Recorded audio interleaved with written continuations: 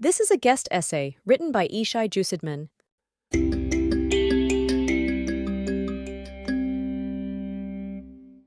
This summer, visitors to the 60th International Art Exhibition in Venice, Italy, also known as the Biennale, sooner or later arrive at the Israel Pavilion, only to find it closed to the public.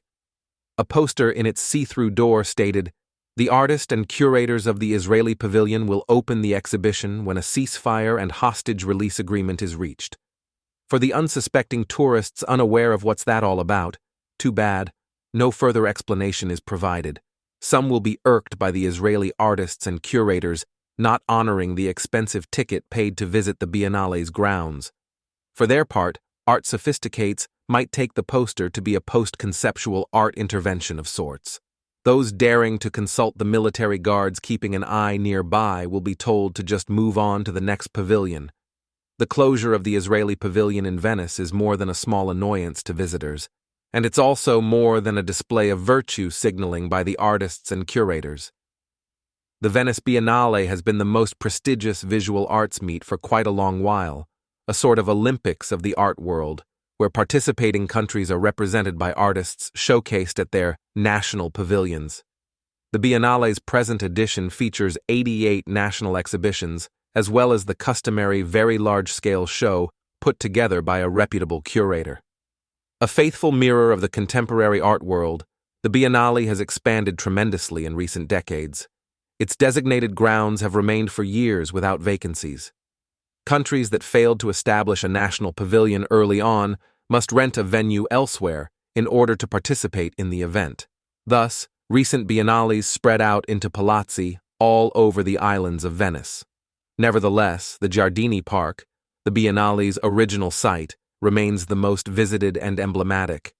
The 30 national pavilions built there over the XX century include the long-standing potentates of the modern and contemporary art world. Remarkably, a pavilion smack in the middle of the Giardini belongs to Israel, hardly a contemporary art powerhouse. It's been there since 1952, barely 4 years after the state's founding, when Zionism was culturally welcomed and honored among the nations, at least of Europe. The pavilion's discreet modernist architecture still stands in stark contrast to Germany's fascist pre-war pavilion, and is located just to the left of the American, Israel's would-be ally. Beyond its real estate desirability, the Israel Pavilion's symbolic position within the Venice Biennale remains unmatched by the country's presence at other cultural events anywhere. However minuscule the Biennale's influence on worldly affairs is, this year Israel didn't have the luxury of not making a case for the justice of its war effort at such a forum, if only because the Israeli PR response on the battlefield of public opinion has been overrun by an unholy alliance of progressives and Muslims worldwide that has inflicted palpable harm. Deploying a pavilion's potential goes way beyond putting on display its nation's artistic pride and joy for all the world to see in Venice. Because following the descent of the avant-garde into the swamps of radical political activism, the Biennale has become a vehicle for decolonizing posturing, in particular at the pavilions of liberal democratic nations. Here's a sampler of early instances. The Belgian pavilion served to frame Luc Tuymans' pictorial reprobation of his country's exploitation of Congo in 2001. Santiago Sierra blocked off the Spanish pavilion with a brick wall to comment on his nation's immigration policies in 2003, and to call attention to serial murders of women at its northern border, Teresa Margolis bathed in diluted blood the floor of Mexico's pavilion in 2009. Hence, the strategic staging of the pavilions has become an art in its own right. Naturally, the overseers of Israel's pavilion at the time wished to join in the games of national self-flagellating exhibitionism so cherished by the avant-garde. In 2015, Tzibi Geva was duly selected to stage a profound critique of Israeli identity through a playful post-Zionist installation. Dressed up in rather cryptic subtleties, its message escaped the pro-Palestinian activists who, nonetheless, occupied the pavilion in protest. Evidently, the Israelis in Venice had not figured they cannot play the same game being played by the Belgians, Spanish, and Mexicans. The lesson, apparently, did not sink in. Sadly, because a more astute and urgent strategy would be required in 2024 from the organizers of the Israel Pavilion. The overlap of the Biennale with the ongoing war devolved into a complicated challenge. Moreover, yet another anti-Israel campaign at the Biennale got going months before the opening, gathering 25,000 signatures to date. The campaign's slanderous flyers now litter the pavilion's surroundings, though it failed at getting the quote-unquote Zionist entity banned from the event. Multiple options now come to mind that could have allowed the Israeli pavilion to speak clearly and pertinently at this year's Biennale. Empathetic, like curating a posthumous show of artworks left behind by victims of Hamas's debauchery. Confrontational, like designing the pavilion as a hub for pro-Israel organizations such as MEMRI and UN Watch.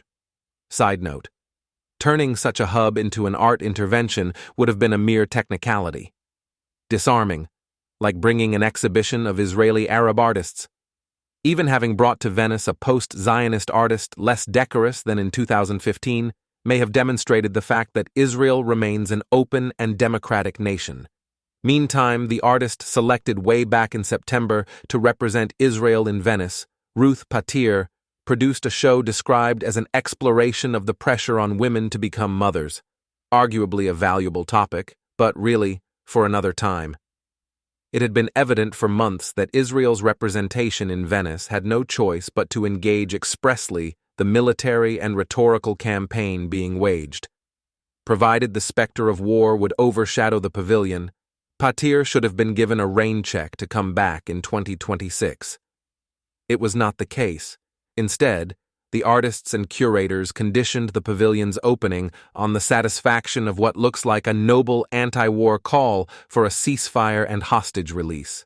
In fact, the Israeli team effectively hijacked the pavilion for their own domestic political interests. How come? As the perplexing convolutions of the Israeli milieu would have it, local anti-government forces merged with, and soon took over, the rightful cause of the hostages' families at street protests. By the time the poster in Venice was mounted in the pavilion's door, the clamor for a ceasefire and hostage release had become code in Tel Aviv for the ouster of Israeli Prime Minister Benjamin Netanyahu. Indeed, the artists and curators declared elsewhere that they, quote, choose to take a stance in solidarity with the families of the hostages and the large community in Israel who is calling for change, end quote, where the change in question is of Prime Minister. No surprise, the artists' and curators' micro-extortion has been entirely ineffective.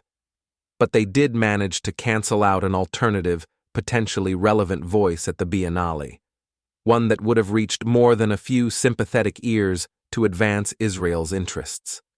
In the end, the closure of the pavilion lays bare the malaise that's tearing apart the country from the inside. Israel's foes may just as well sit back and enjoy the show. Not only did those responsible for the pavilion demonstrate a lack of vision, imagination, and courage, qualities one assumes are also qualities of good art, but they also failed to take a stand for their country in a time of war. What a shame.